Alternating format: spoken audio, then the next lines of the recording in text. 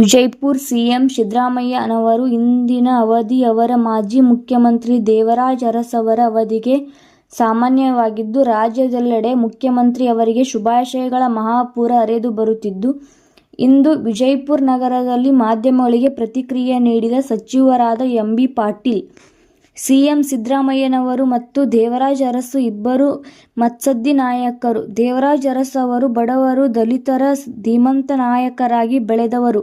ಹಾಗೆಯೇ ಸಿದ್ದರಾಮಯ್ಯ ಅವರು ಕೂಡ ಇಂದಿಗೂ ಸರಿಸಮಾನವಾಗಿ ಅಧಿಕಾರ ವಹಿಸಿಕೊಂಡಿದ್ದಾರೆ.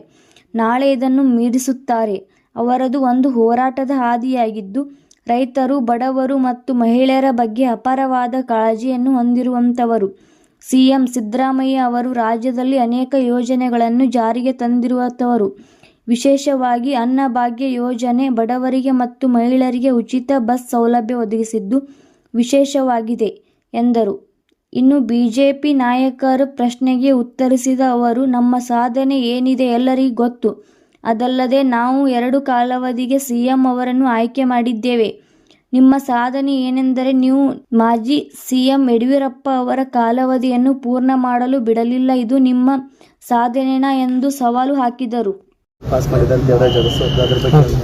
ಅದೀಗ ಇವತ್ತು ಅದನ್ನ ಸನ್ಮಾನ ಮಾಡಿದ್ದಾರೆ. ಇವತ್ತು ದಿವಸ ದೇವರಾಜ ಅರಸು ಅವರು ಒಬ್ಬ ಹಿಂದುಳಿದ ನಾಯಕರು, ಶ್ರೇಷ್ಠ ನಾಯಕರು. ದೇವರಾಜ ಅರಸು ಅವರು ನಾಡಿಗೆ ಸೇವೆಯನ್ನು ಮಾಡಿದಂಥವರು, ನಮ್ಮೆಲ್ಲರ ಹೆಮ್ಮೆಯ ನಾಯಕರು. ಹೊತ್ತು ಅದೇ ರೀತಿ ಸಿದ್ದರಾಮಯ್ಯನವರು ಇವತ್ತು ಅವ್ರಿಗೆ ಸರಿಸಮಾನವಾಗಿ ಇವತ್ತು ದಿವಸ ಅದಕ್ಕೆ ನಾಳೆ ಅದನ್ನು ಅವರು ಕೂಡ ಮೀರಿಸ್ತಾರೆ. ಅವ್ರದ್ದು ಒಂದು ವ್ಯಕ್ತಿತ್ವ, ಇವ್ರದ್ದು ಒಂದು ವ್ಯಕ್ತಿತ್ವ, ವಿಭಿನ್ನವಾದಂಥ ವ್ಯಕ್ತಿತ್ವ. ಸಿದ್ದರಾಮಯ್ಯನವರು ಕೂಡ ಒಂದು ಸೈದ್ಧಾಂತಿಕ ಹೋರಾಟವನ್ನು ಮಾಡ್ಕೊಂಡು ಬಂದಂಥವ್ರು.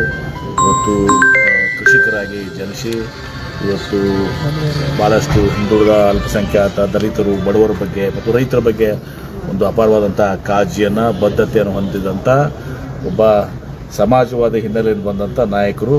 ಅವರು ನಮ್ಮ ಕಾಂಗ್ರೆಸ್ ಪಕ್ಷಕ್ಕೆ ಬಂದರೆ ನಮ್ಮ ಕಾಂಗ್ರೆಸ್ ಪಕ್ಷ ಅವ್ರನ್ನ ಗುರುತಿಸಿ 2 ಬಾರಿ ಅವ್ರನ್ನ ಮುಖ್ಯಮಂತ್ರಿಯಾಗಿ ಶ್ರೀಮತಿ ಸೋನಿಯಾ ಗಾಂಧಿಯವರು, ರಾಹುಲ್ ಗಾಂಧಿಯವರು, ಮಲ್ಲಿಕಾರ್ಜುನ ಖರ್ಗೆ ಅವರು ಮಾಡಿದ್ದಾರೆ.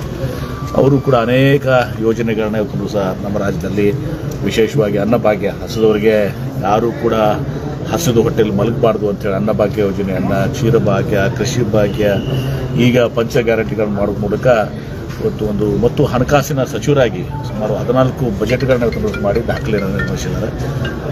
ಅವರ ನಾಳೆ ದೇವರಾಜ ಅರಸು ಅವ್ರಿಗಿಂತ ಒಂದು ದಿನ ಹೆಚ್ಚಿಗೆ ಆಗ್ತದೆ. ಆ ಒಂದು ದಾಖಲೆ ನಮ್ಮೆಲ್ಲರಿಗೂ ಕೂಡ ಹೆಮ್ಮೆ ಇರುವಂಥದ್ದು. ಇಬ್ಬರು ಶ್ರೇಷ್ಠ ನಾಯಕರು, ದೇವರಾಜ ಅರಸು ಅವರು ಮತ್ತು ಸಿದ್ದರಾಮಯ್ಯ. 10 ಅಂಕಕ್ಕೆ ಎಷ್ಟು ಕೊಡ್ತೀವಿ ಅಂತ ಸಿಎಂ ಆಡಳಿತಕ್ಕೆ? 10 ಅಂಕಗಳಿಗೆ ಎಷ್ಟು?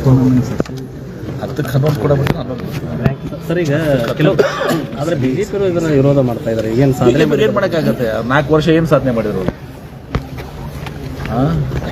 ಅವರು ಹೇಳಿ. ನಾವು ಮುಖ್ಯಮಂತ್ರಿಗಳು 5 ವರ್ಷ ಪೂರೈಸಿ 2ನೇ ಅವಧಿಗೆ ಸಿದ್ದರಾಮಯ್ಯನವರು ನಡೆದಿದೆ. ಯಡಿಯೂರಪ್ಪನವರು ಒಂದೇ ಅವಧಿ ಮಾಡಕ್ಕೆ ಬಿಡಲಿಲ್ಲ ಅವ್ರನ್ನ. ಪಾಪ ಯಡಿಯೂರಪ್ಪನವ್ರನ್ನ ಒಂದು ಅವಧಿನೂ ಕೂಡ ಪೂರ್ತಿ ಮಾಡಿಕೊಡಲಿಲ್ಲ. 2 ಸಲ ಅವ್ರನ್ನ ಅವಧಿಕ್ಕಿಂತ ಮುಂಚಿತವಾಗಿ ತೆಗೆದು ಹಾಕಿದ್ರು.